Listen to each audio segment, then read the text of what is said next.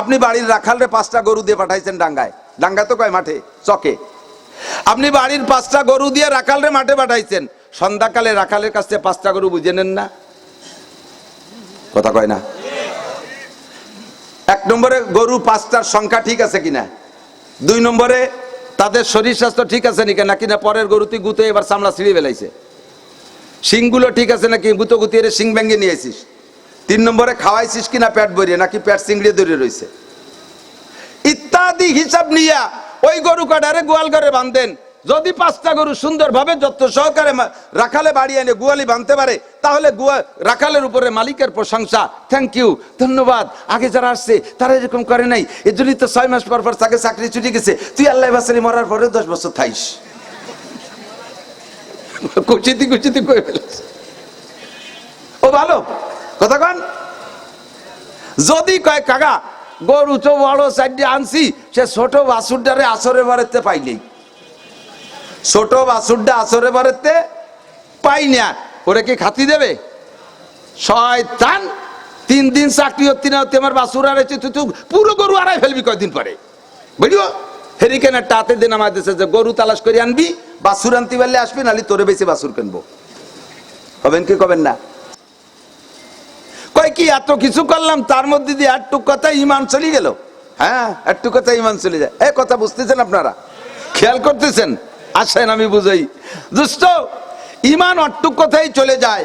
আপনি বলবেন আমি হজ করে আসছি, আমি বছরে উমরা করি, আমি নামাজ পড়ি, আমি রোজা রাখি, আমি তাবলীগ করি, আমি চরমুনায় যাই, আমি পীরের মুরিদ, আমি মসজিদ করি, আমি মাদ্রাসা করি, আমি দান করি, আমি কুরবানি করি, এসা কবিন চাষ পড়ি, আমি এত কিছু করি, তার মধ্যে শুধু এতটুকু কইলাম যে তোর কি দাড়ি রাখার বয়স হয়েছে, আর তাতে আমি কাফের হয়ে যাবো, আমার ইমান হয়ে গেল শেষ? বলে হ্যাঁ, অবশ্যই তোমার ইমান শেষ। ইমান বেরোয় যাওয়ার জন্য মেলা কিছু লাগে না। এই যে ভুলা মানে দেন ওই বাজারে আজকের যে খাবার বাজার আছে, ওর ভিতরে বেলুন বেলুন আছে না, যে রং বেরঙের বেলুন কিনে ভুলে ওটা হাতে নিয়ে বেড়ায় সুতো বেঁধে, ওই বেলুনের ভিতরে হাওয়া দেয়, হাওয়া দিলি তো ভোলে। বেলুনকে এমন শক্তি দিয়ে তৈরি করছে, তার ভিতরে টেম্পার ক্ষমতা এতটা আছে যে এই পরিমাণ হাওয়া দিলে সে ধরে রাখতে পারে, ওই পরিমাণ হাওয়া দিলে সে ধরে রাখতে পারে। ওর চেয়ে বেশি হাওয়া দিলে কি বেলুনই ধরে রাখতে পারে? আর ওর চেয়ে কম হাওয়া দিলে কি বেলুনটা পুরো ফোলে? পুরো ফুলানোর জন্য পরিমাণ মতো একটা হাওয়ার মধ্যে ঢুকানো লাগে। আবার এই বেলুনের পুরো হাওয়া ধরে রাখার জন্য বেলুনের পুরো বডিটা ভালো থাকা লাগে। কথা কন না কেন? কোন জায়গায় যদি লিক থাকে তাহলে কি বেলুন ফুলবে? থাকবে হাওয়া? থাকবে না। এখন বেলুনটার সারা গা ভালো আছে, হাওয়া দিয়ে পুরো ফুলাইছেন, আর হাওয়া দিলে ফেটে যাবে, প্রত্যেক কম থাকলে বেলুন ছুটো ধরে থাকবে, পুরো ফুলা বোঝা যাবে না, তাই তো নাকি বলেন?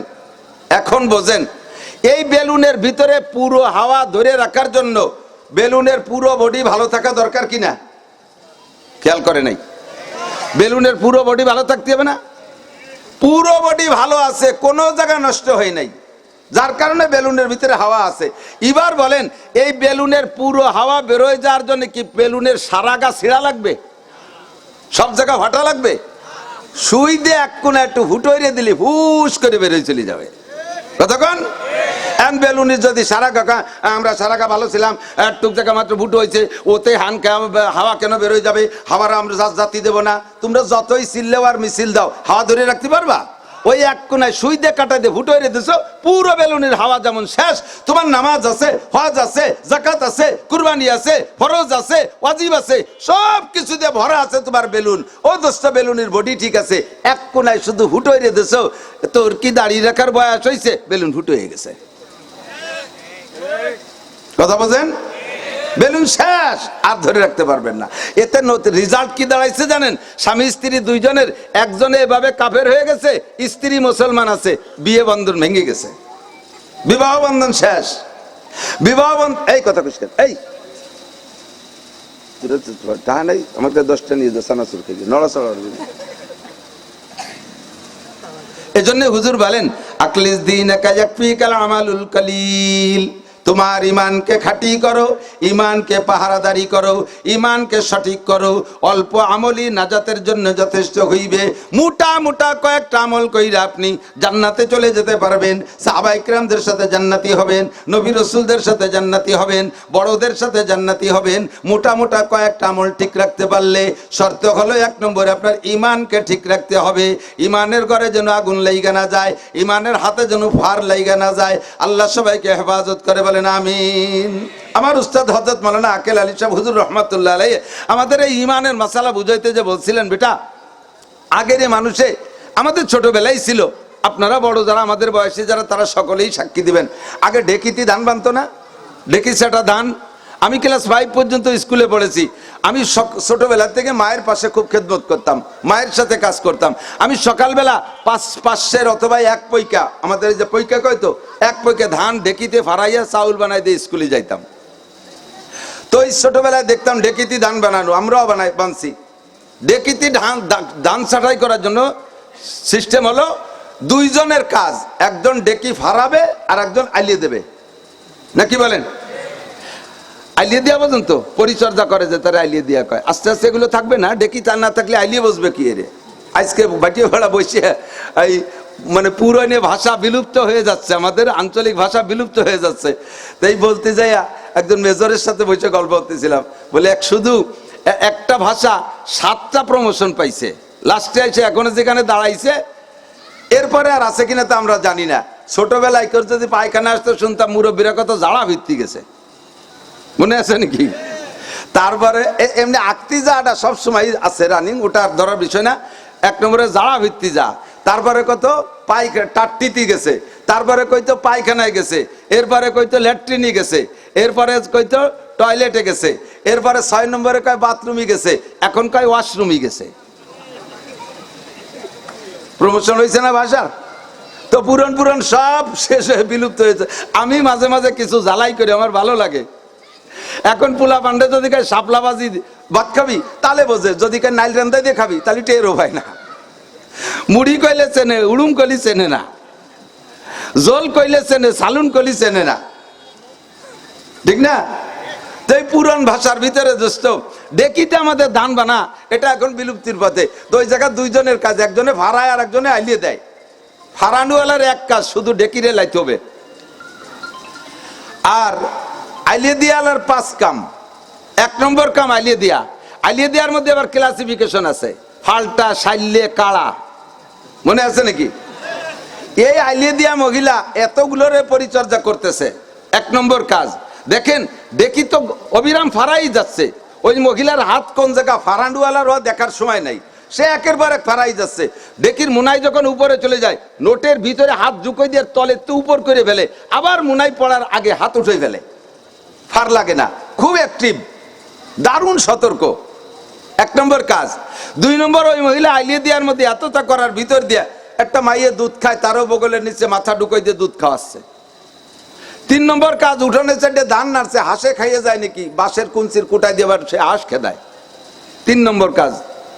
4 নম্বর কাজ, বেড়া ক্ষেত্রে কয়জন আইছে তাকে সাথে আবার ওই দরবার করতেছে। 5 নম্বর কাজ, ওনার আবার একটু উক্কা খাওয়ার স্বভাব, তা আবার একটু ফাঁকে ফাঁকে চুমুক দিচ্ছে। এই 5 কাম, তবলিগির 5 কাম, উনি এই 5 কাম অবিরাম চালায় যাচ্ছে, জীবন ভরে চলতেছে, কোনো সমস্যা নাই, এবং চলতেও থাকবে হাত্তাল মউত। কতদিন চলবে?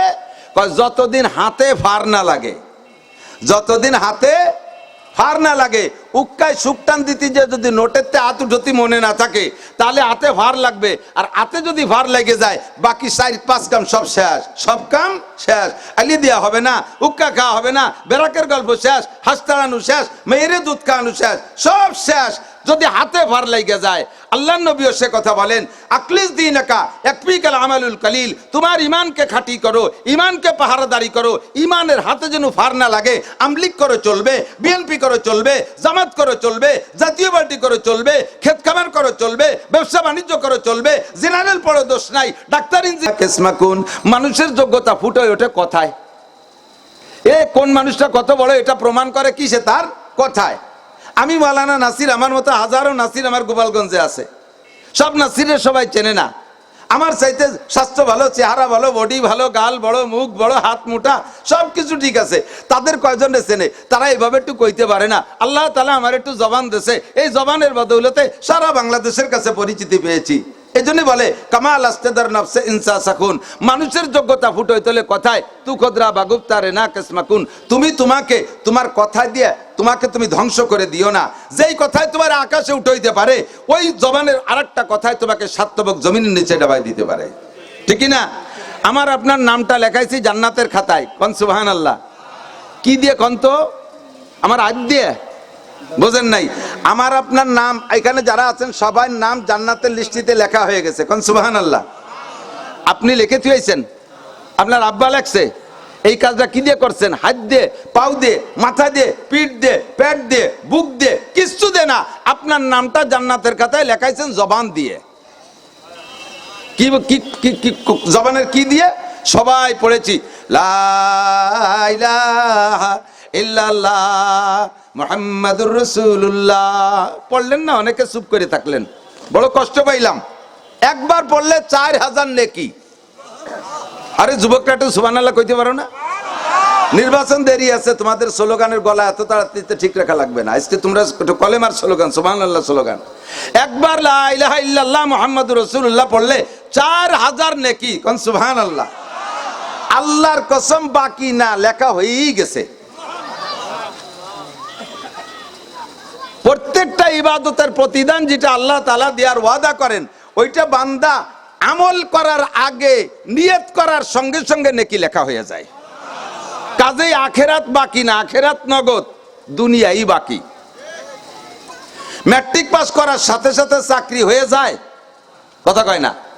আইএ পাস করার সাথে সাথে পরের দিন ডেকে নিয়ে চাকরি দেয়। বিএ পাস করার সাথে সাথে চাকরি পান, এমএ পাস করার পরে চাকরি পান। বহুত এমএ পাস, তাদের ডেট ফেল হয়ে গেছে আর তাদের সার্টিফিকেট ওয়াকেজ হয়ে গেছে, চাকরি হলো না। দুনিয়ার অন্যান্য কিছু করে খাচ্ছে। টাকা জমা দেওয়ার সাথে সাথে বিদেশের টিকিট ফ্লাইট পাওয়া যায় না, সব বাকি। টাকা জমা দেওয়ার সাথে সাথে মেম্বার হওয়া যায় না, চেয়ারম্যান হওয়া যায় না, এমপি হওয়া যায় না, সব বাকি। পাট বুনেছেন সকালে বিকেল বেলা কাটিয়ে আনা যায় না, ধান লাগাইছেন সকালে বিকেল বেলা কাটিয়ে আনা যায় না, 6 মাস 3 মাস 4 মাস পর্যন্ত বাকি। দুনিয়ার সব বাকিরে বিশ্বাস করেন, কিন্তু আখেরাত এত নগদ, এইটা মোটেকের বিশ্বাস হয় না। আখেরাতই নগদ, আল্লাহর যেটা ওয়াদা সেটা আল্লাহ নগদ দিয়ে থাকে।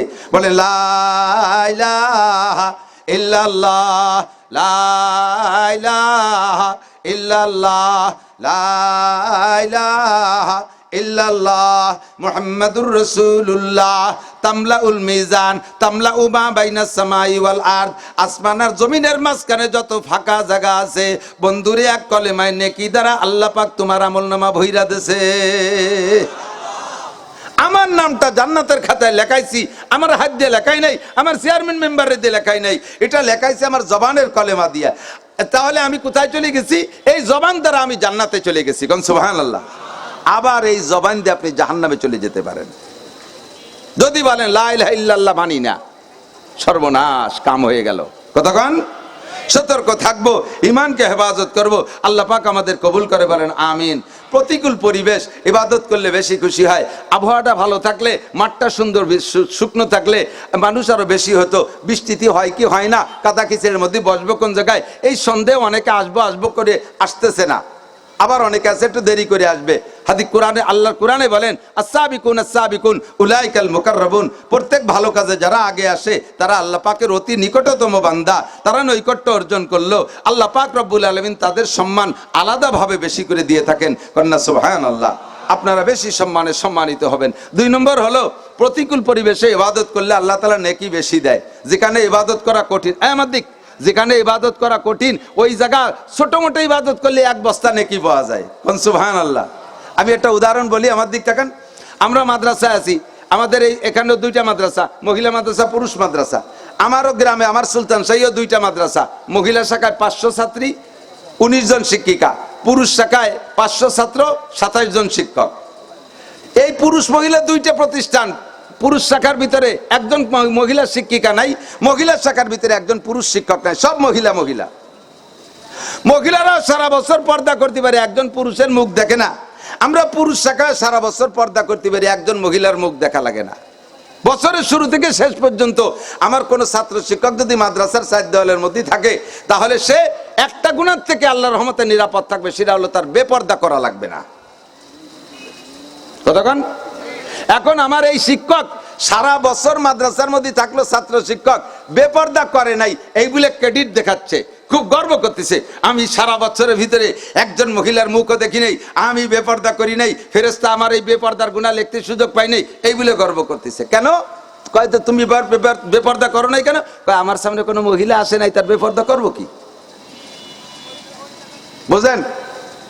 এই হুজুর 100 বছর মাদ্রাসায় থাইকা বেপরদা না করে পর্দার পর আমল করে যে নেকি পাবে, কলেজের একটা শিক্ষক বা ছাত্র যেখানে সহশিক্ষা আছে, ওই জায়গার একজন শিক্ষক যদি মাত্র 2টা ঘন্টা সে বলতে পারে যে আমি 2 ঘন্টার ভিতরে কোনো মেয়ের চেহারা দেখি নাই, তাহলে এই হুজুর 100 বছর পর্দা করে যে নেকি পাইছে, ওই ছেলে ওই শিক্ষক মাত্র 2 ঘন্টায় তার চেয়ে বেশি নেকি পাবে। কারণ এনারে মহিলা নাই, তার পর্দা করবে কি দিয়ে? আর সে জায়গায় মহিলারা গাড়ির পর ঠাইসিয়ে ধরে, গাড়ির পরে চেপে ধরে, জোর করে পোলাপানের সাথে কথা বলে, না কথা বলতে না চাইলেও সামনের পারে সে বসে। ওই জায়গা পর্দা করলে এই জায়গা পর্দার চাইতে বেশি নাকি, কারণ ওটা প্রতিকূল পরিবেশ, ওখানে ইবাদতের পরিবেশ না, পর্জ করছে বিদায় আল্লাহ তাআলা তাকে এই পরিমাণ মোটা নেকি দান করবে। কোন সুবহানাল্লাহ। আমি যদি বলি আমি জীবনেও কোনোদিন ঘুষ খাই না, আমি কোনোদিন আসামিকে কাছ থেকে ঘুষ খাই নাই, তাহলে কেন খান না? আমি পুলিশি চাকরি হই না, তা ঘুষ দেবে কিনা আমারে? তাহলে আমি এই যে আসামির কাছে ঘুষ খাই না, এই কথার মধ্যে কোনো ক্রেডিট নাই, এতে যদি নেকি হয়ে থাকে হলে হতে পারে, কিন্তু আমার চাইতে 1 লক্ষ গুণ নেকি পাবে যদি কোনো পুলিশ, এএসআই, কোনো দারোগা যদি বলে যে আমার জিন্দেগিতে আমি একটা টাকাও ঘুষ খাই নাই, আমার মতো 1 লক্ষ মৌলবীর এই কথার চাইতে তার কথার দাম বেশি, কারণ সে ঘুষের পরিবেশের মধ্যে ঘুষ খাই নাই। কতক্ষণ? আল্লাহু আকবার। আমি যদি বলি আমি রাস্তাঘাটের এই কন্ট্রাক্টের কাজের কোনোদিন কোনো প্রেস্টিজ মারিয়ে খাই নাই, কোনো ব্রিজ কালভার্ট মারিয়ে খাই নাই, এগুলো আমি কোনোদিন খাই না। বলে কেন খান না? কয় যে আমি কন্ট্রাক্টই নেই নেতা, তা আমি কন্ট্রাক্ট নেই নেতার খাবো কোন জায়গাতে? এ কথা যদি বলে কোনো কন্ট্রাক্টর যে আমি মারিয়ে খাই না, তাহলে সে আমার চাইতে বুজুর্গ, সে আব্দুল গফফার সাহেবের চাইতে বুজুর্গ, সে অনেক পীর সাহেবের চাইতে বুজুর্গ। আমি যদি বলি টোন মারিনে, মন মারিনে, রাস্তা মারিনে, খাল মারিনে, বিজিএফ কার্ড মারিনে, পঙ্গু ভাতা, বিধবা ভাতা, বয়স্ক ভাতা, করোনা ভাতা, এগুলো আমরা মারিয়ে খাই না। কেন খান না? কয় যে অতা মারাতে আসে না, তার খাবো কি? এই কথা যদি কোনো চেয়ারম্যান মেম্বার সত্য কথা বলে টিকে যেতে পারে, তাহলে আমার মতো হাজার মৌলবীর চাইতে ওই চেয়ারম্যান আল্লাহর কাছে এই ক্ষেত্রে দামি, যে সে জাতির হক তার কাছে আসার সাথে সুযোগ পাওয়ার সাথে খাই নাই। কথা কোন ঠিক না? এর নাম হলো প্রতিকূল পরিবেশে ইবাদত করলে আল্লাহ পাক খুশি হয়। আবহাওয়া যদি ভালো থাকতো অনেক মানুষ আসতো, যে কোনো জায়গা বসা যেত, এখন বসতে গেলে একটু বিবেচনা করে বসা লাগে, শুকনো না ভিজা, পানি না ঠান্ডা, কি আছে ইত্যাদি। এর ভিতরে কষ্ট করে বসছেন যারা, শুকনো পরিবেশের মাহফিলের চাইতে 100 গুণ বেশি নেকি পাবেন ইনশাআল্লাহ। আমার অল্প সময়ের ভিতরে আমি 2টা কথা বলার ফিকির করে আসছি, সেটা হলো যার শুরু ভালো তার শেষ ভালো, এটা আমার সাথে সহযোগিতা করতে হবে। যার শুরু ভালো তার, আর যার শেষ ভালো তার সব ভালো, যার শেষ ভালো তার সব ভালো। শুরুটা ভালো হতে হবে, শেষটা ভালো করতে হবে। শুরু আর শেষ যদি ভালো হয়, তাহলে আল্লাহ পাক বলেন যে তোমার সব ভালো। যেমন উদাহরণ আসেন, এদিক তাকান। আল্লাহ, আমরা বিছানায় শোয়ার সময় শুরুটা আল্লাহ পাক রব্বুল আলামিন ভালো দেখেন এবং শেষটা ভালো দেখেন। শুরু আমরা রাত্রে শোয়ার সময় শোবো কিভাবে? ডান কাত হইয়া, উত্তর সিতেনে পারলে, আমরা বাংলাদেশের মানুষ, আমাদেরটা আমরা বলছি দিক হিসেবে কিবলামুখী হয়ে শোয়া সুন্নাত। খেয়াল করে না? করতেছেন? কিবলামুখী হয়ে শোয়া সুন্নাত। তো আমরা এই কাবার থেকে পূর্ব দিক যারা, আমাদের শোয়ার সময় কিবলামুখী হয়ে শুইতে হলে উত্তর সিতেনের ডান কাত হয়ে শুইলে সুন্নতি শোয়া হয়, কিবলামুখী হয়। ঠিক আছে না?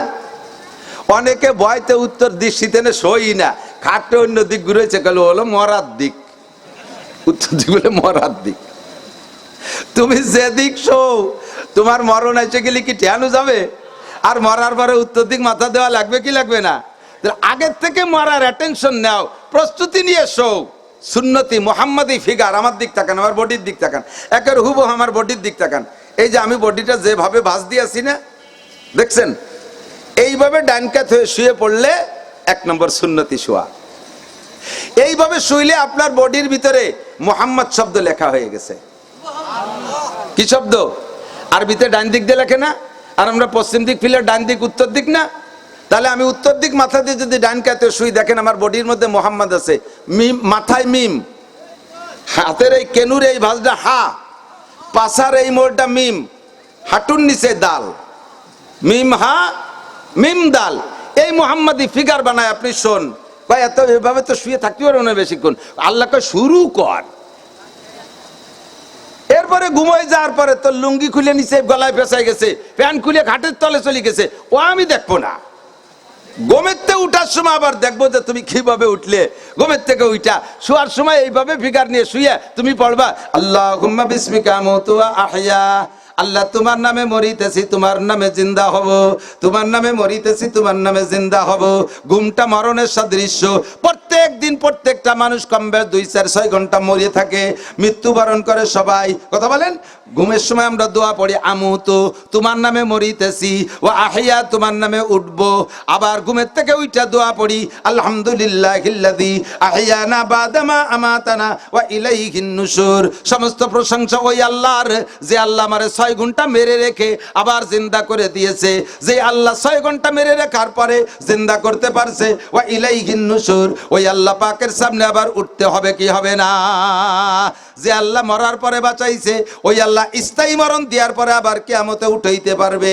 এই হলো তোমার শেষ শোয়াটা হয়েছে সুন্নতি শোয়া। উঠে আবার ঘুমের থেকে এই দোয়াটা পড়ছো, মাঝখানে তোমার লুঙ্গি খুলে গেছে, মাঝখানে চিত হয়ে শুইছো, কখনো কখনো ঘুমের মধ্যে উপর হয়ে গেছো, এগুলো সব সুন্নতের খিলাফ। ওইটা আল্লাহ পাক রব্বুল আলামিন ধরবেন না, আল্লাহ ধরবেন শুরু আর শেষ। খানা খাওয়ার শুরুতে বসবেন সুন্নতি বসা, শুনতেছেন আপনারা? খানা খাওয়ার শুরুতে বসবেন কিভাবে? সুন্নতি বসা বসবেন। আপনি যেমন আমাদের বিচারপতি স্যার মোটা হয়ে গেছেন, বয়স্ক হয়ে গেছেন, এখন ওনার নিচে দস্তারখান বিছায় বসে খাইতে কষ্ট হয়, ওনাকে একটু চেয়ার টেবিলে খাওয়াই লাগে, উনি অসুস্থ মানুষ। তো বসার সময় কষ্ট করিয়া প্রথমবার একটা হাঁটুরে ভাঁজ দিয়ে উঠাইয়া চেয়ারের উপরে একটা হাঁটুকে এরকম উঁচু করে দিয়ে 1-2 লুকমা খান, শুরুটা হয়ে গেল সুন্নত। পারতেছেন না নামায় দেন। মাঝখানে যেভাবে পারেন বসেন, খান, ঘুরে ফিরে বসেন, হাঁটেন আর খান, দাঁড়ায় খান, শুয়ে খান, বসে খান। আবার শেষ করার সময় আপনি সুন্নতি তরিকায় শেষ করেন, আঙ্গুলগুলো সুন্দর করে চাইটে খান, প্লেটটারে পরিষ্কার করে খান, প্লেটের কোনো জায়গায় 1 জাররা পরিমাণ খাদ্য রেখে দিয়েন না, পুরো চাইটে পরিষ্কার করে খান। কেন? লাভ কি? নবী পাক বলেন ফাইন্নাকা লা তাদরি ফি আই লুকমাতিন বারাকা, তুমি জানো না খাদ্যের প্লেটের এই কোনায় যে ছোট্ট একটা ক্ষুদির ভাত রইছে, চাউলির ভাত সব খাই বেলাই দিচ্ছ, কোনায় একটা ক্ষুদির ভাত রইছে, ওতে কি হবে, ওয়া দুইয়ে বেলাই দিই। এই তো আমরা কই ভাই যে ওইটার মধ্যে বরকত, 150 চালির ভাত খেলাম তাতে পেট ভরলো না, আর এক ক্ষুদির ভাতের মধ্যে বরকত। আরে বরকত মানেই পেট ভরে না, বরকতের অনেক তর্জমা আছে। বরকতের মানে হলো তুমি যে 1.5 কেজি চাউলের ভাত খাইছো, ওর ভিতরে তুমি জীবাণু খেয়ে ফেলাইছো, একটু পরে তোমার পেটের মধ্যে মেঘের মতো একটা ডাক দিয়ে নিচে দিয়ে চালু হয়ে যাবে ইনশাআল্লাহ। কিন্তু আল্লাহ তাআলা লাস্টে ওই ক্ষুদির ভাতের মধ্যে ঔষধ রেখে দিয়েছে, ওইটা যদি সুন্দর করে আঙ্গুল দিয়ে চাইটে মুখে দিয়ে খেয়ে ফেলো, ওই ঔষধে তোমার 1.5 কেজি ভাতরে হজম করে দেবে। কন্যা সুবহানাল্লাহ।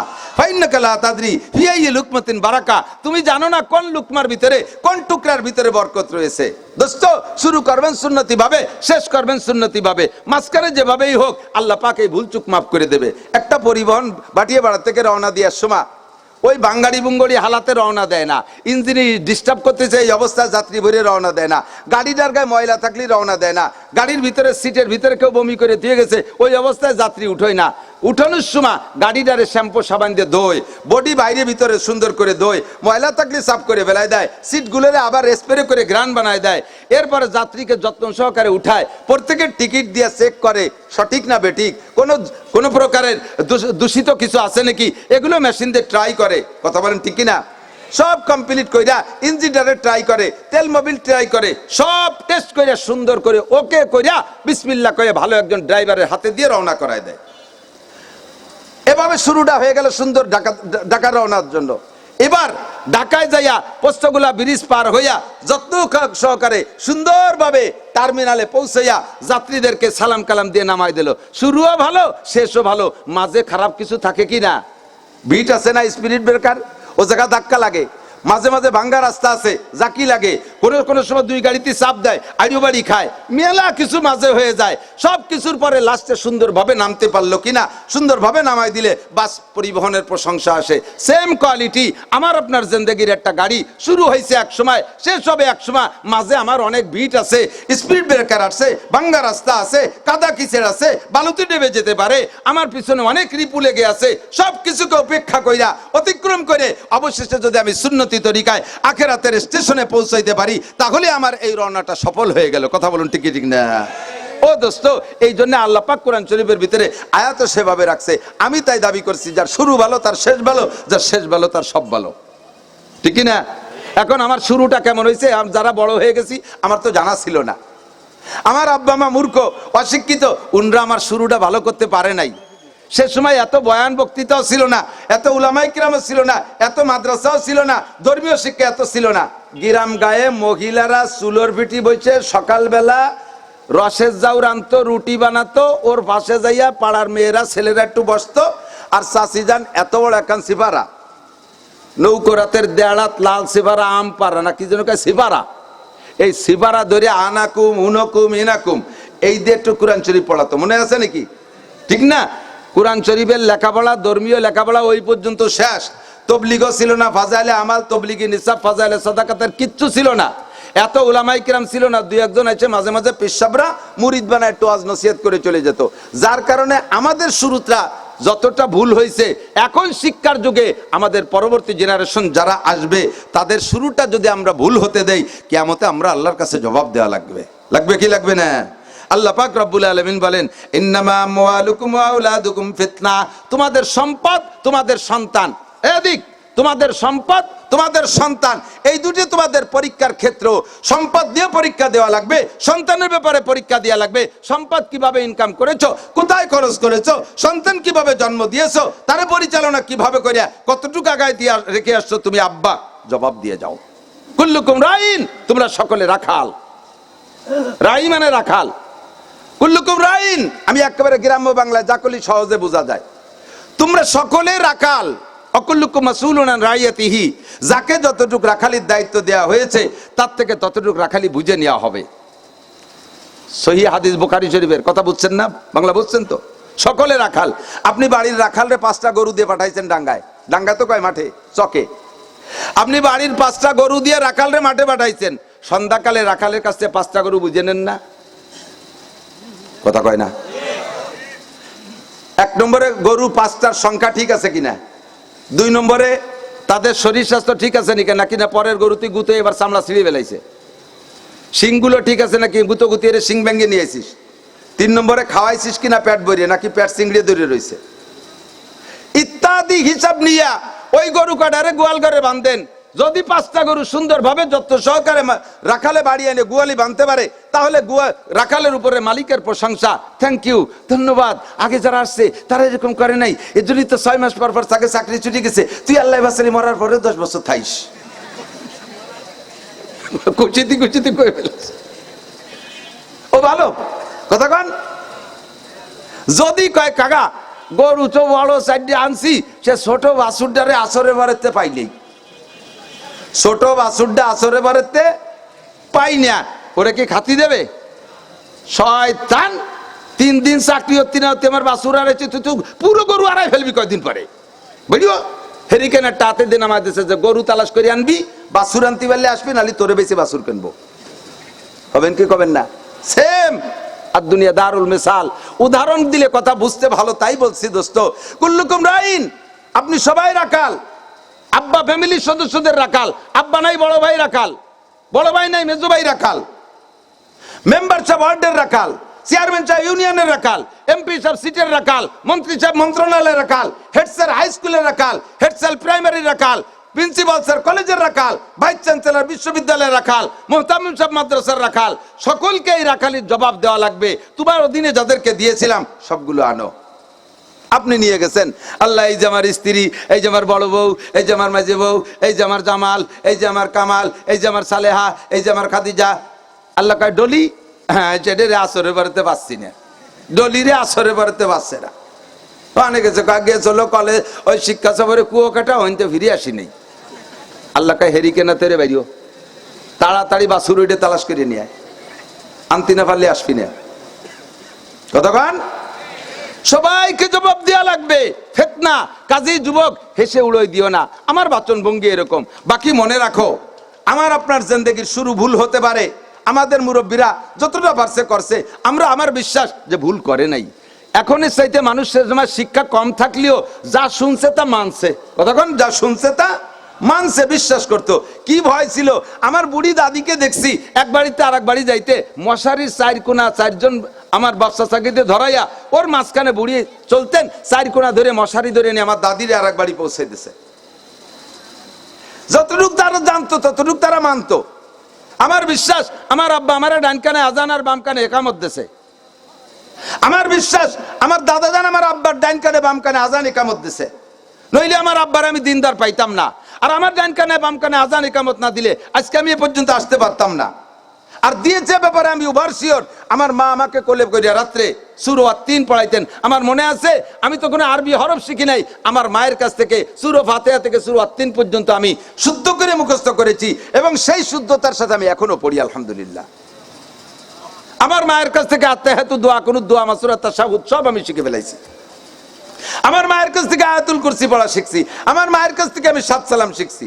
কাজেই আমার বিশ্বাস আমার মা ভুল করে নাই। ও দোস্ত, আমিও যদি সঠিক সিদ্ধান্ত নেই তাহলে আমার সন্তানগুলো ভালো হবে, আমার সন্তান ভালো হবে। কোন আব্বা কি চান আপনার সন্তানটা গাঁজাখোর হোক? তাহলে কথা কয় না।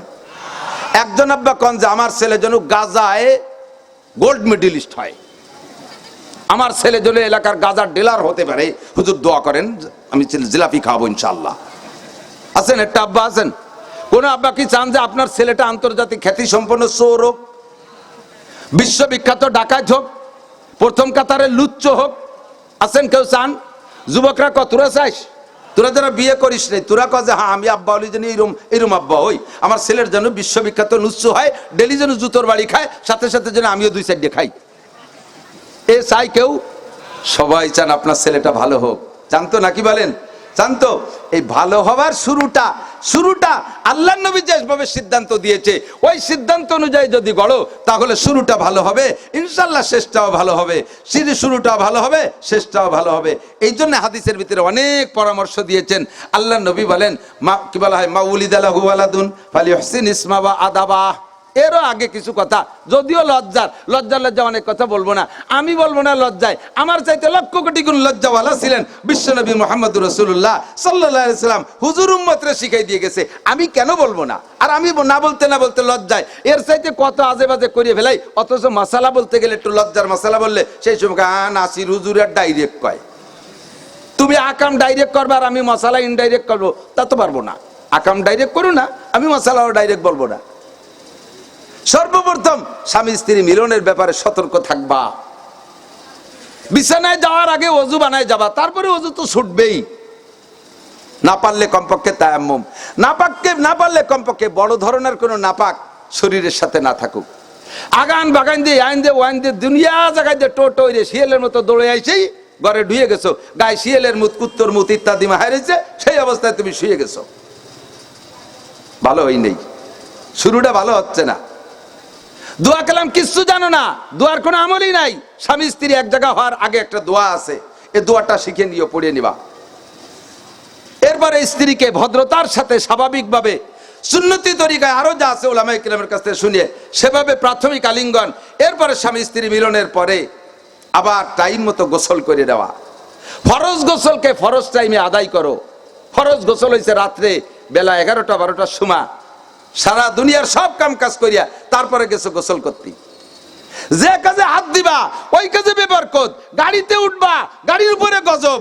তুমি ব্যবসা বাণিজ্যে হাত দিবা, ওর ভিতরে ধস নামবে। মহিলা মাচায় উঠবে, তার ভিতরে বেবরকত। এখানে আমরা বলি বেবরকত, কিন্তু আগে মুসলমানরা কইতো, কয় যে এই নাপাক অবস্থায় মাচায় উঠলি লক্ষ্মী বেজার হয়। লক্ষ্মী বেজার হয় হোক, আল্লাহ বেজার না হয়। লক্ষ্মী কি আমাকে না হিন্দুকে? আর কথা কয় না। হিন্দুরা লক্ষ্মী পুজো করে না, তা মুসলমানরা লক্ষ্মী পুজো হতো আগে। এটা অরিষ্টের লক্ষ্মী বেজার হয়, ওটা অরিষ্টের লক্ষ্মী বেজার হয়, এটা করিষ্টের লক্ষ্মী বেজার হয়। লক্ষ্মী বেজার হয় হোক, কিন্তু এ কামে আল্লাহও বেজার হয়। নাপাক শরীরে। হিন্দুকে দেখবেন, হিন্দুরাও এই ফরজ গোসল জাস্ট টাইমে আদায় না করে কোনো কাজে হাত দেয় না, ওরা এটা ঠিক রাখে। যদিও তাদের ফরজ গোসল নিয়মতান্ত্রিক হচ্ছে না। আমাদের ফরজ গোসলের টাইম যখন হবে রাতের বেলা হলে ফজরের নামাজের আগে কমপ্লিট করেন, তাহলে যে ওই মিলনে যদি সন্তান আসে সন্তান ভালো হবে। হোক ডাক্তার, ভালো ডাক্তার হবে, হোক ইঞ্জিনিয়ার, ভালো ইঞ্জিনিয়ার হবে, হোক মাস্টার, ভালো মাস্টার হবে, হোক বিচারপতি, ভালো বিচারপতি হবে। কতক্ষণ? আর যদি আপনি অন্যায় করেন, নাপাক অবস্থায় ঘোরেন, যাতে হাত দেবেন তাতে বিবরকত। মহিলা এই নাপাক শরীর নিয়ে একটা দিনও টাইম মতো গোসল করে না, যার কারণে সংসারে ধস নেমে যাচ্ছে। চলে আছে হুজুরকে, হুজুর একটা তাবিজ দিন, হুজুর যেন কি হয়েছে, বাড়ি কুলক্ষণ লাগিয়ে এসেছে, কুলক্ষিতি ধরছে, হুজুর তাড়াতাড়ি তাবিজ দেন। আরে তাবিজ না, হুজুর বাইটিয়ে খালিও বাড়ি বরকত আসবে না, কারণ তোর বউ তো নাপাক, তুইও টাইম মতো গোসল করিস না। আর এরপরে দুইজন গোসল করতে যায়, কসাল খাতি খাতি নদীতে যায়, দুনিয়ার মানুষ জানে। এটা তো লজ্জার ব্যাপার, যদিও আন্তর্জাতিক পরিচিত ব্যাপার, তবে লজ্জাস্কর ব্যাপার বিধায় রাতের বেলায় সেরে ফেলতে হবে, গোপনে সেরে ফেলতে হবে। এরপরে স্ত্রী যদি গর্ভবতী হয়েই যায়, তা তো জানেন না যে কোন দিন হবে। স্ত্রী গর্ভে আসার পরে, সন্তান গর্ভে আসার পরে স্ত্রী কোনো আজে বাজে মানুষের সামনে না যাওয়া, এক কথায় কাহারও সামনে না যাওয়া।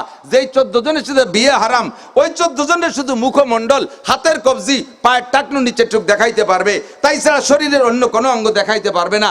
গায়ে জামা আছে, উন্না ছাড়া বুনে ভাইয়ের সামনে ঘুরতেছে, মেয়েতে বাপের সামনে ঘুরতেছে, যুবতী মেয়ে, যুবতী বোন, গায়ে উন্না নাই, টাইট ফিটিং পোশাক, চরম বেহায়া। এই বাপের সাথে জেনার গুনাহ, ভাইয়ের সাথে জেনার গুনাহ লেখা হইতে তালে আছে।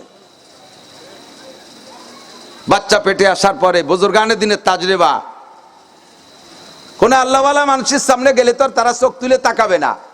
যে ধরনের মানুষের সামনে পড়বা, তাদের নজর যেমন হবে, বাচ্চার উপরে সেই রকম ক্রিয়া পড়ার সম্ভাবনা থাকে।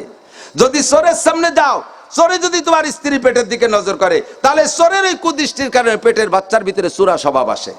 ডাকাতির সামনে গেলে ডাকাতি স্বভাব, লুচ্চর সামনে গেলে লুচ্চর স্বভাব। তাহলে পিসাবের সামনে যাবো, যাবা, পিসাব তো তোমার বউরে দেখবে না। কিন্তু আর জায়গার সামনে যাবা, তারা তো না দিয়ে ছাড়বে না। বাচ্চা পেটে নিয়ে কুয়াকাটা যায়, বাচ্চা পেটে নিয়ে নিরিবিলি পার্কে যায়, বাচ্চা পেটে অবস্থায় শিক্ষা সফর করে, বাচ্চা পেটে নিয়ে বাজার ঘাট করে। এই বাচ্চা কখনো ভালো হতে পারে না। আন্নাজরু আল আইনু হাক্কুন, পরিষ্কার সহিহ হাদিস, আল আইনু হাক্কুন, চোখের একটা ক্রিয়া আছে। হযরত ইউসুফ আলাইহিস সালাতু ওয়াস সালামের চেহারা তো পূর্ব চেহারা ছিল, ওনার চেহারার উপরে যাতে মানুষের কুদৃষ্টি না লাগে, এর জন্য ওই ইউসুফ আলাইহিস সালামের আব্বাজান ইয়াকুব আলাইহিস সালাতু ওয়াস সালাম ইব্রাহিম আলাইহিস সালাতু ওয়াস সালামকে নমরুদের আগুনের ভিতরে ফেলাইলে জিবরিল আলাইহিস সালাম জান্নাত থেকে যে জামাটা আইনা ইব্রাহিম আলাইহিস সালামকে পরাই দিয়েছিলেন, ওই জামাটা ইব্রাহিম আলাইহিস সালাম দিয়েছিলেন ওনার ছেলে ইসহাক আলাইহিস সালামকে, ছোট ছেলে ইসহাক আলাইহিস সালাম ওইটা দিয়েছে ওনার ছেলে ইয়াকুব আলাইহিস সালামকে। ইয়াকুব আলাইহিস সালাম ওইটারে তাবিজ বানাইয়া মাদুলিতে পুড়িয়ে ইউসুফ আলাইহিস সালামের গলায় ঝুলিয়ে দিয়েছে, যাতে এই মানুষের নজরটা তাবিজ পর্যন্ত শেষ হয়ে যায়, আমার ইউসুফের চেহারার দিকে মানুষের খারাপ দৃষ্টি না পড়ে। উনি বলেন আল আইনু হাক্কুন, দৃষ্টি একটা খারাপ জিনিস, মানুষের কুনজরে অনেক সময় ভালো চেহারা নষ্ট হয়ে যায়, ভালো জিনিস মন্দ হয়ে যায়। তাহলে এই কুনজরের কারণে পেটের বাচ্চা নষ্ট হতে পারে। শুরুটা ভালো করান, জন্মের সময় যার বিসমিল্লাতে ভুল, ও ছেলে নবীর সরা করে না কবুল। আমি উদাহরণে মাঝে মাঝে বলতাম, ছোট্ট একটা মেহগনির চারা লাগাইছেন সোজা করে, মেহগনির চারা সোজা করে লাগাইছেন, এলে দুলে না যায় বাঁশকুটি দিয়ে ঠেন্না বাঁধাই দিয়েছেন, বাঁশ সোজা হয়ে বড় হয়ে গেছে, এরকম মোটা, লকও সুন্দর হয়েছে, ওরে নিয়ে আর কোনো ঝামেলা নাই। কিন্তু যেই গাছটা চারাটা লাগাইছেন একটু কুজরমি হয়ে বেহা হয়ে কাট করিয়া, বাস গাছের গোড়া আপনার বাড়ির জায়গার মধ্যে, পাশের বাড়ি এলাকা থেকে মাথা কাট করে দিয়েছেন, যে ওই অবস্থায় ওই বাড়ির পর এরকম বড় হবে, ওকে উঠোন মুঠোন সব মানে ছায়া পড়ে যাবে, ওরা দায় ঠেইয়া আমার যন্ত্রণায় নির্যাতনে জায়গা বেঁচে কিনে তুই এটি চলে যাবে, সেই সময় আমি কিনবো। এই বলিয়া গাছের গোড়া বাড়ি, এরকম কিছু ভালো লোক আছে না, খুব দিনদার মানুষ, ফজরের নামাজ পড়ে তসবিটে ফের মেহগুনি গাছ লাগায়, কুজলোর বাসা, বাংলা কুজলো, কুজলো তো আমরা তো চিনি, কুজলো বুঝি না, 1 নম্বর বদমায়েশ। এক হাতে তসবি আর এক হাতে মেহগুনি গাছ লাগায়, গোড়া বাড়ির মধ্যে ভাসের বাড়ির দিকে মাথা কাট করে। এই গাছ 30 বছর পরে এইরকম মোটা হয়ে গেছে, ওই বাড়ির উঠোনের উপরে মাথা। ওই বাড়ির ছেলেটা গোষ্ঠীগতভাবে দুর্বল, সে আইসা কান্দিয়ে দিয়েছে, কাকা একখান ডাল যদি না কাটিয়ে দেন, তাহলে আমার ছোট ছোট ভাই বোনের খেতা কাপড় শীতকালে শুয়োতে পারতেছি না, এই দান পান জানি কিছু শুকনুর কাজ জানি, আপনাকে মেহগুনি গাছের ছায়। বুড়ো খুব দাপট, ডালে খুব দিবি তোর ডানা কাটিয়ে ফেলাই দেবো, চিনিস বুড়ো হয়ে গেছি তাই বলে কি মরি গেছি, ও বয়তে আর কিছু করিনি, লম্বা একটা হাই ছাড়ছে, ওই হাইটা চলে গেছে আরশে আজিমে। কাল্লা সামাজিক ভাবে দুর্বল, পারলাম না বুড়োর সাথে, দেখো কত কষ্ট। এরপরে আইসে গেল আমপান ঝড়, আমপান আইছে কতক্ষণ পারে কি পারে না, সাবধান থাকেন মিয়া, জমিদারিগিরি বেশি দিন চলবে না, সতর্ক। ডাল কয়খানে এসে ভেঙে পড়ছে, এমন ওই যুবকরা কয় কাকা আমরা থাকতে পারলাম না আপনার জ্বালায়, ঘর বাড়ি জায়গা টাকা বেঁচে চলে যাবো। ঠিক আছে ব্যাস, উনি কিনে এনেছে, গাছ তো বেকা, 30 বছরে মোটা বেহা গাছ। এখন ওই জায়গা বিল্ডিং উঠে দিয়েছে, এত সুন্দর গাছ তো কাটা যায় না, আর 20 বছর পরে কাটবো, ঠেলিয়ে সোজা হারি। পুরো বনমালীপুরের সবাই যে কাশি বান্ধে ওই গাছটা টানলে সোজা হবে। আমাকে হুজুরকে জালালি কতম পড়তে লাগাতেছেন, হুজুর আমরা গাছ সোজা করতে লাগছে, আপনারা শুধু জালালি কতম পড়বেন আর মোনাজাত করবেন, ঘন্টা দূর মধ্যে গাছ সোজা করে। হুজুরকে জালাল খতমেও কাম হবে না, খতমেও সব বেহা হয়ে যাবো, গাছ সোজা হবে না, কারণ লাগানোর সময় ব্যাখ্যা করে লাগাইছো। জন্মের সময় যার বিসমিল্লাতে ভুল, এ ছেলে নবীর সরা করে না কবুল। জন্মের সময় ভালো হয় নাই, বাচ্চা পেটে রাইখা মা সারাটা দুনিয়া টগনু ঘোড়ার মতো দৌড়াই বেড়াইছে, মার্কেট করছে, ফিল্ডিং মারছে, হাজার লুচ্চ বদমাশ চোর ডাকাত গুন্ড বদমাশদের ভিতর দিয়ে ঠেলা ধাক্কা খাইয়ে বেড়াইছে, ওদের বদনজর পড়ছে, ওই পেটের বাচ্চা ভালো হইতে পারে না। এবার জন্মের সময় তোমার সুন্নত ঠিক নাই, শরীয়ত সম্মত জন্ম তার হয় নাই। হাসপাতালে বেশিরভাগ এখন ক্লিনিকে জন্ম হচ্ছে, অধিকাংশ বাচ্চা ক্লিনিকে জন্মের পরে যেই সময় বাচ্চা ডেলিভারি হয়, সিজার করে বের করে, ওই জায়গা ভালো কোনো আলেম থাকে না, ওই জায়গা দিনদারি মানদারের কোনো গন্ধ খুব একটা থাকে না, ও জায়গা গার্জিয়ানরাই বুঝ নিয়েও সে জায়গা অপেক্ষা করে না। ও বন্ধুরে, ও জায়গা বেশিরভাগ নার্স থাকে হিন্দু, অনেক জায়গা খ্রিস্টানও থাকে। জন্মের পরে ছোট বাচ্চা সুদর্শন চেহারা, এই ছোট বাচ্চার চেহারা দেখা হিন্দু মহিলারা ওরা অল্পে দুর্বল, ভালো চেহারা দেখলে এই মুখের মধ্যে আঙ্গুল ঢুকে দিয়ে উলুধ্বনি দিয়ে কয় ভগবান তুমি দেবতা পাঠিয়েছো, মুখে উলুধ্বনি দিয়া যে আনি শুনতে হবে তারা আজানি কামত, হিন্দু বেটি তারা উড়ু উড়ু শুনাইতেছে। জন্মের পরে বড় হলে দেখি যায় বাচ্চার ভিতরে উড়ু উড়ু স্বভাব। হিন্দুদের যে কালচার সেইটি ওর ভালো লাগে, হিন্দু আনি সব ভালো লাগে, রাতের বেমা বোমা, ঈদের রাত্রে বোমা ফুটাইতে ভালো লাগে, আরে বক্স বাজাইতে ভালো লাগে, ডেক্স বাজাইতে ভালো লাগে। ওই ছেলে বড় হইলে উড়াকান্দি যাইতে ভালো লাগে, দুর্গা পূজা যাইতে ভালো লাগে, কালী পূজায় যাইতে ভালো লাগে, সরস্বতী পূজা ভালো লাগে, লক্ষ্মী পূজা ভালো লাগে, হিন্দু বাড়ির লাড্ডু ভালো লাগে, ওর ঈদের নামাজ ভালো লাগে না, ওর রোজা নামাজ ভালো লাগে না, কারণ ওর জন্ম বেকা হয়ে গেছে। জন্মের সময় কাজ করে লাগাইয়া ওর কানের মধ্যে উলুধ্বনি দিয়ে দিয়েছে, আজান আর ইকামত পায় নাই, যার কারণে সারা দুনিয়ার বক্তা বেটে খালি ওটা হিদায়াত পাবে না। শুরু ভালো তার শেষ ভালো, শুরুই ভালো হয় নাই। বাপে মুক্তিযোদ্ধা ভাতা খায়, বাংলাদেশ স্বাধীনতার পক্ষে যুদ্ধ করছে বাপ, আমি তার 1 লক্ষ বার স্যালুট দেই। তাদের পরিশ্রমের বিনিময়ে আমরা এ স্বাধীন দেশ পেয়েছি, মুক্তিযোদ্ধাদেরকে আমি স্যালুট দেই। তবে জেনুইন মুক্তিযোদ্ধা, মুক্তিযোদ্ধাকে উস্তে কুটিয়ে খাওয়াইয়া সেই জায়গা যাইয়া মুক্তিযোদ্ধা সে যে ভাতা খাচ্ছ চুলিয়ে বেলা দেবে বাড় হইয়া কথা কয় না, এরকম 14 নম্বরই মুক্তিযোদ্ধা আছে না নাই? 1 নম্বর মুক্তিযোদ্ধা যারা তাদেরকে স্যালুট জানায়। আমিও যদি সে সময় অ্যাডাল্ট থাকতাম আমি মুক্তিযোদ্ধা হতাম, আমি বাংলাদেশ স্বাধীনতার পক্ষে। কিন্তু দোস্ত এই মুক্তিযোদ্ধা এই বাংলাদেশ সরকারের কাছ থেকে 30,000 টাকা ভাতা খায়, আর তার ছেলে ভারতের পক্ষ নেয় খেলাধুলার সময়, আছে না নাই? ও জন্মের সময় উলুধ্বনি শুনছে, আজান শোনে নাই, উড়ু উড়ু শুনছে। শুরু ভালো যার শেষ ভালো। কাজেই যুবক, তুমি তোমার মা বাপ ফেল করতে পারে, তোমরা ফেল করো না, ব্যর্থ হইয়ে না। দিন দিন সবকিছু ডিমোশন হচ্ছে। তোমার বাপের জন্ম হয়েছিল ছিঁড়া কাথার মধ্যে, ফেস্টো দিয়ে ধরে তোমার ফুফুরা তোমার দাদিরা বের করছিল। তোমার জন্ম হয়েছে মোটামুটি আর2 ডেভেলপ, তোমার জন্ম হয়েছে কম্পিউটারের ভিতরে, আল্ট্রাসাউন্ড ইসিজি করে তোমার দেখে শুনে বের করছে। আল্লাহ বাঁচালি তোমার বাচ্চা পয়দা হবে হেলিকপ্টারের মধ্যে, বেশি দেরি নেই। ফরিদপুরে হাসপাতালে ডেলিভারি হলো না, টাকা আছে, ফোন দিয়ে হেলিকপ্টার নিয়েছে, হেলিকপ্টারে উঠে আকাশে উড়ানোর সাথে সাথে ডেলিভারি হয়ে গেছে। সবকিছু ডেভেলপ হচ্ছে, কিন্তু দোস্ত চরিত্রের অবনতি হচ্ছে, চরিত্র ধ্বংস হয়ে যাচ্ছে। কথা ঠিক কিনা? আরে দুনিয়ার সব কিছুর দাম বাড়তেছে, শুধু চরিত্র ধ্বংস করার যে আসবাবগুলো এইগুলোর দাম কমাইতেছে। এতে খালি ছাড় আর অফার, এতে খালি ছাড় আর অফার। ওরে প্রত্যেকটা কোম্পানি ছাড় দেয়, এত এমবি মাত্র এই কয় টাকা, এত এমবি মাত্র এই কয় টাকা, এই কয় জিবি এই কয় টাকা। আর জিবি কিনে কিনে যুবকদের জিব্বে বেরোয় যাইতেছে, রাতের পর রাত খাওয়া নাই, না নাই, ঘুম নাই, সব শুকিয়ে যাইতেছে, কঙ্কাল হয়ে যাইতেছে। সব কিছুর দাম বাড়ে, গাঁজা বা ফেনসিডিলের দাম কমে, এগুলো আন্ডারগ্রাউন্ডে আসতে তালেই আছে। সমস্ত যুবকদেরকে ধ্বংস করে দিচ্ছে। যুবতীরা মেয়েরা কলেজে যে সিগারেট খাওয়া শিখতেছে। ও যুবক, তোমরা সাবধান হয়ে যাও, তোমাদের সন্তান যেন এরকম না হয়। এর জন্য জন্ম শুরু থেকে তুমি সুন্নতি তরিকায় আসো। যখন তোমার ওই স্ত্রী গর্ভবতী হবে, ওই সময় বেপর্দা যাইতে দিবা না, কাহারও সামনে বাইরে যাইতে দিবা না, ঘরের ভিতরে বাড়ির মধ্যে পর্দা কইরা রাখবা। সময় যখন হয়ে যাবে আল্লাহর কাছে দোয়া করো, মুনাজাত করো, তোমার স্ত্রী যেন পর পুরুষ একজন ডাক্তারের সামনে তার ইজ্জত খুলে দেয়া না লাগে, মেয়েদের হাতে যেন বাচ্চাটা নরমাল ডেলিভারি হয়। এর জন্য তুমি দোয়া করো, মুনাজাত করো। স্ত্রীকে দে বেশি বেশি কোরআনে কারিম তিলাওয়াত করাও। গর্ভবতী অবস্থায় বাড়ি থাইকা সাধ্য অনুযায়ী শ্বশুর শাশুড়ির খেদমতে নিয়োজিত হবে। বুড়ো বুড়ো শ্বশুর শাশুড়ির খেদমত করবে যতটুক পারে, যতটুক পারে।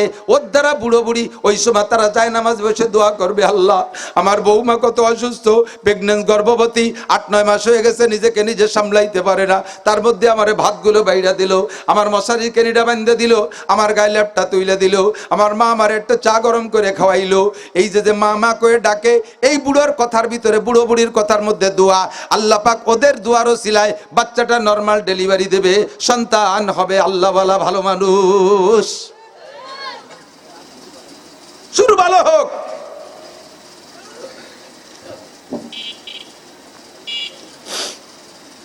আল্লাহ। এরপরে জন্মের পরে আগের থেকে একটু খেজুর রেখেন বাড়ি। জন্মের পরে বাচ্চাকে দুনিয়ার কোনো কিছু না খাওয়াইয়া কিচ্ছু খাইতে দেবেন না, মায়ের দুধও আগের থেকে খাইতে দিয়েন না।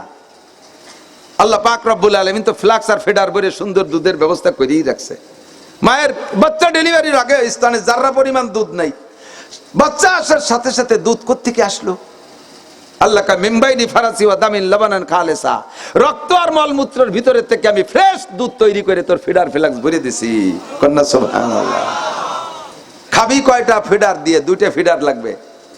দেখবেন গরু ছাগলের বাচ্চায় দুধ খাওয়ার সময় মুখ দিয়ে থনে ধাক্কা মারে, তাহলে থনটা পানায়, ভিতরেতে দুধ আসে। মানুষের বাচ্চা মুখ দিয়ে ধাক্কা মারে না, তবে দেখবেন মানুষের বাচ্চার স্বভাব হলো ওই একটা দুধ খায় আর ওর হাত দিয়ে ওর মায়ের আর একটা স্তনের বুটাকে নাড়াচাড়া দেয়, ওই নাড়াচাড়ার ভিতর দিয়ে আর একটা স্তন ভরে দুধ চলে আসে। গাভীর 4টে বান দিয়ে 20 কেজি দুধ হয়, 4টে বানের মুখে 4টে ছিদ্র আছে, 4 ছিদ্র দিয়ে 20 কেজি, 5 কেজি করে একটা ছিদ্র দিয়ে বের করা গেল। মহিলার স্তন থেকে দুই স্তন থেকে 2 পোয়া আধা কেজি দুধ বের হলো। এই আধা কেজি দুধ বের করতে আল্লাহ তাআলা 2টা ছিদ্র ব্যবহার করে নাই। রহমানুর রহিম আল্লাহ রাব্বুল আলামিন, আল্লাহর প্রশংসা কি দিয়ে বলবো, ভাষা নাই। আল্লাহ এই 1 পোয়া আধা কেজি দুধ বের করার জন্য 2টা স্তনের মুখে 32টা ছিদ্র বানাইছে। কেন? 32টা ছিদ্রের মুখে 32 রকম মেডিসিন আছে। ওই 32 ছিদ্রের ভিতর থেকে বের হওয়া দুধ খাইবা, বাচ্চায় দুধ পান করবে, মুখের মধ্যে 32টা দাঁত হবে। ওরে 32টা দাঁতের 32 রকম অনুভূতি। কতক্ষণ? মাড়ির দাঁতের অনুভূতি আর সামনের দাঁতের অনুভূতি একরকম না। 32 দাঁতের 32 রকম শক্তি। এই 32 রকম শক্তি আর অনুভূতি তৈরি করার জন্য 32টা ছিদ্রের মুখে আল্লাহ পাক ভিন্ন ভিন্ন মেডিসিন তৈরি করে রেখেছে। ওই মেডিসিন নিঃসৃত দুধ বের হয়ে আসে, বাচ্চায় দুধ পান করবে, বাচ্চার মুখের ভিতরে শক্তি বাড়বে। মায়ের স্তনের দুধে মেধা শক্তি শক্তিশালী হয়, হার্ট ভালো হয়, লাংস ভালো হয়, পাকস্থলী শক্তিশালী হয়, পিত্তথলি শক্তিশালী হয়, কিডনি ভালো হয়, বাল্ব ভালো হয়, রক্ত পরিষ্কার হয়, শিরা উপশিরা ভালো হয়। কাজেই সাধ্য অনুযায়ী চেষ্টা করবেন আমার মারা ছোটবেলা থেকে বাচ্চাদেরকে জন্মের পর থেকে নিজের স্তনের দুধ খাওয়ানোর। এটা হলো আল্লাহ পাক দুনিয়ায় মেহমান পাঠাইতেছে, আল্লাহ পাক তার মেহমানদারিও মায়ের স্তনের মধ্যে পাঠিয়ে দিয়েছে। অনেক মারা আছে শরীর ঢিলা ঢালা হয়ে যাওয়ার ভয়তে বাচ্চারে দুধ খাবে না বলে আগেতে ফিডার মিটার বোতল টোতল কিনে রেডি রাখছে, বুড়ি হয়ে যাওয়ার ভয়তে। খাইছো কার দুধ? ইটালিয়ান দুধ, অস্ট্রেলিয়ান দুধ, ফ্রান্সের দুধ, কোরিয়ান দুধ। জাগে দুধ খাইছো, তোমার বাচ্চা সেই দিক চলে যাবে, তোমারে মা কই ডাকবে না। কথা কেন না? ইন্ডিয়ান গরুর দুধ দুধ খাইছিস তো চাল ইন্ডিয়া মুখী হয়ে যাবে, ইটালিয়ান দুধ খাইছিস ইটালি মুখী হয়ে যাবে। খাওয়া তোর দুধ, তোর মা তোরে, তোর বাচ্চা তোরে ছাড়া বুঝবে না। কথা কন না কে? ভুল করছি তো পদে পদে। জন্মের সময় যার বিসমিল্লাতে ভুল, এ ছেলে নবীর সারা করে না কবুল। এভাবে শুরু করো, দুধ খাওয়াও, ডান কানে আজান বাম কানে একামত, নিয়মতান্ত্রিক, ডান কানে আজান বাম কানে একামত। যুবকরা বিয়ে করো নাই, সিদ্ধান্ত নাও এই পদ্ধতিতে আগাইবা। যাদের আরো সন্তান হওয়ার সম্ভাবনা আছে, যেটা ফেল করছে করছে, সামনে যেটা আসবে সেটার সাথে আমরা এই আমল করবো ইনশাআল্লাহ। রাজি আছি না? এরপরে হুজুররা ডাইকায় না, আমার মৌলানা মুদ্দাসসির সাহেব, আপনাদের মহতাম সাহেব আমার কাছে তফসিরে জালালাইন পড়ছে রাজৈর মাদ্রাসায়, আমার ছাত্র, খুব ভালো ছাত্র, মেধাবী ছাত্র, যোগ্য এবং সাংগঠনিক ক্যাপাসিটি খুব ভালো, পরিচালনার যোগ্যতা খুব ভালো। দেখছেন আসছে তো কবে, যাওয়া লাগতেছে না, সুন্দর করে মাদ্রাসার মক্তব থেকে দাওরায়ে হাদিস পর্যন্ত, পাশে আর একটা মহিলা মাদ্রাসা দাওরায়ে হাদিস পর্যন্ত নিয়ে আসছে, রেজাল্ট অনেক ভালো করছে। আপনারা খুশি না বেজার? আপনাদের ছেলেরা পড়ে তো? দুঃখ লাগে। আমি বলছি স্যারের ভাই সভাপতি সাহেবকে আমি বলছি যে আপনারা এক কায়দায় বড় হয়ে আসছেন, সব জেনারেল শিক্ষিত, হয়তো আপনাদের ছেলে পেলেদের স্টাডিংও এদিক ঘুরে নাই, এক কায়দায় চলে গেছে। কিন্তু আমি অনুরোধ করি, দোয়া করি আপনারা আরো দিন বেঁচে থাকেন। আপনাদের ফ্যামিলির থেকে খেয়াল করে না, শুনতেছেন যুবকরা, শুনতেছ? আমি অনুরোধ করছি যে আপনাদের ফ্যামিলির থেকে নাতি পুতাদের মধ্যে থেকে হলেও একটা জানাজার ইমাম তৈরি করার চেষ্টা করেন। বাড়াইতে মৌলবী জানাজা পড়াবে, সেই জানাজা, আর আপনার ঔরসের সন্তান নাতি নাতিরা জানাজা পড়বে, একদমে বিক্রি হয় না। আমি আমি আমি জানাজা, আমি যদি ইন্তেকাল করি, আলহামদুলিল্লাহ আমার 4টে ছেলে হাফেজ, একটা মেয়ে হাফেজ, মেয়ে তো জানাজা পড়াবে না, আমার ছেলেরা সব হাফেজ হয়ে গেছে, আলেম হচ্ছে। আমি ছেলেরা যা চাই তাই দেই, চার উপর দিয়ে দেই।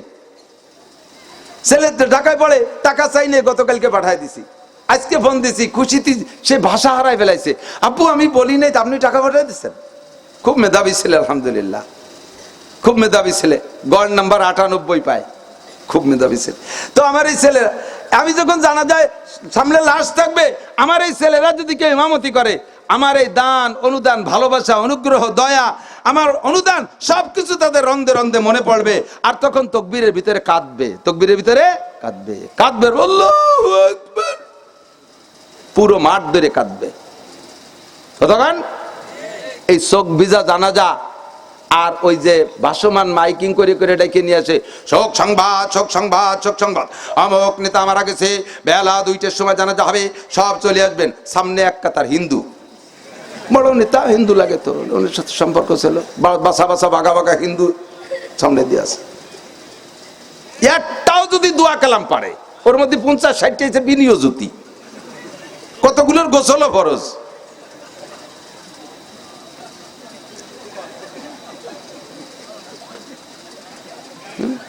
কালকে একটা মোনাজাত দেখলাম, ঈদে মিলাদুন নবীর মোনাজাত, দড়ি পাচ্ছে, রশি পাচ্ছে মোনাজাত,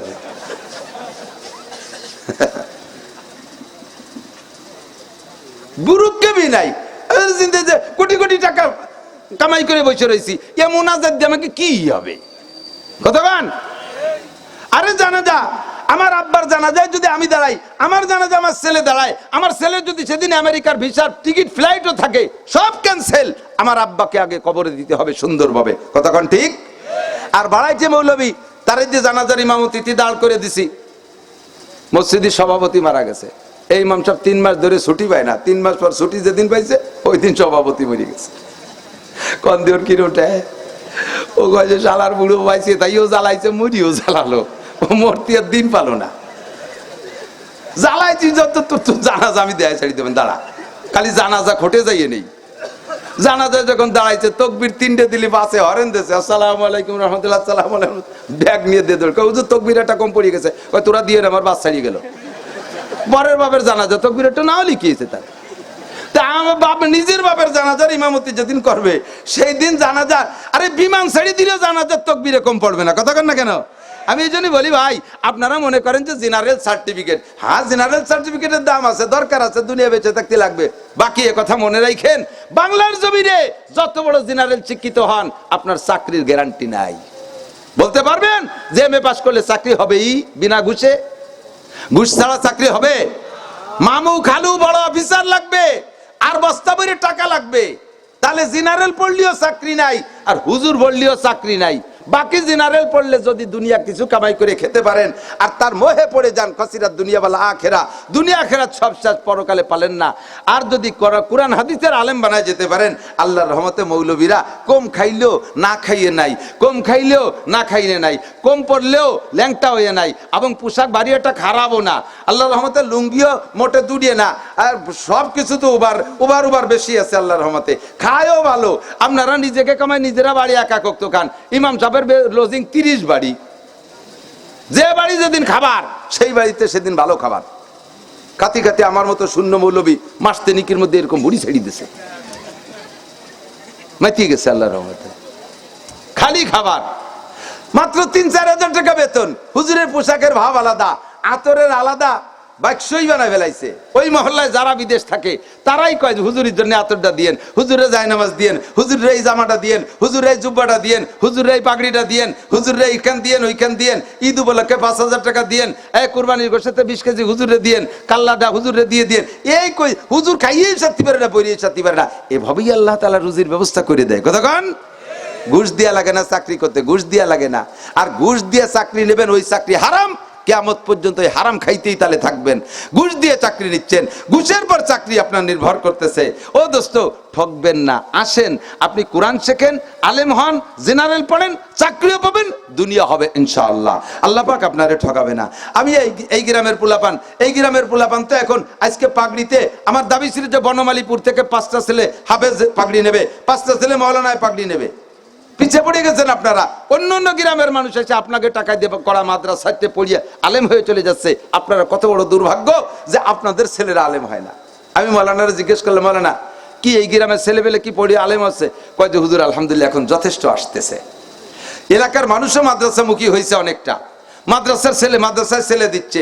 সকলের ভিতরে অনুপ্রেরণা জাগছে যে হ্যাঁ, আমার জানাজার ইমামতি আমার ছেলে করুক, আমার জানাজার ইমাম আমার ছেলে করুক। ওমা, বাড়ির মারা আপনারা যারা আছেন, আপনার সন্তানই যদি আপনার জানাজার ইমামতিতে দাঁড়ায়, কাঁদবে আর তকবীর দেবে, কাঁদবে আর তকবীর দেবে। ওই তকবীরের সাথে আল্লাহর রহমত নাজিল হবে আসমান থেকে। কতক্ষণ ঠিক না? তো মাদ্রাসা হওয়া দরকার আছে না নাই?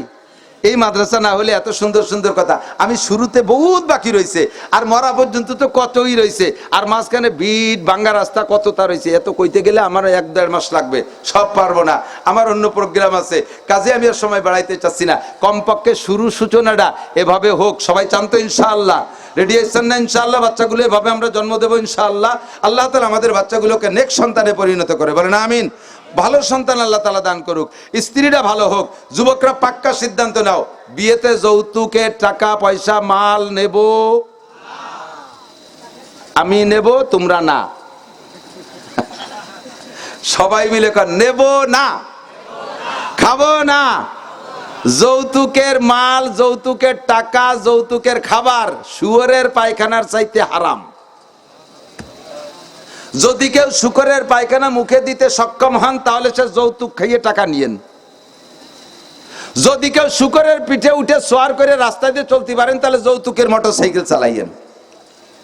আর শুকরের পিঠে উঠে যদি সম্ভব না হয়, তাহলে যৌতুকের গাড়ি যদি আনাতে হয়, শ্বশুরে কালকে আব্বাকে ফেরত দিয়েন। যদি কেউ ব্যবহার করে থাকেন, তাহলে নিজেও রেডি হয়ে যান। আপনি 1 মাইয়া নিয়ে আনছেন 1 লাখ, আল্লাহ দেব আপনারা 10 খান, 10 লাখ টাকা আদায় করে নেবে।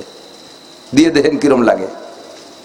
শ্বশুর বাড়ির সাথে সৎ ব্যবহার রাখবেন, স্ত্রীর সাথে ভালো ব্যবহার রাখবেন, স্ত্রীকে মোহাব্বত করবেন, সে গর্ভ ধারণ করে। যুবক মনে রাখিস, একজন যুবক, একজন পুরুষ 50 বছর পর্যন্ত সুঠম বডির অধিকার হওয়ার পরে, কর্মজীবনে পদার্পণ করার পরে 50 বছর লাগাতার দুনিয়ার সবচাইতে পরিশ্রমের কাজ করছে একটা না।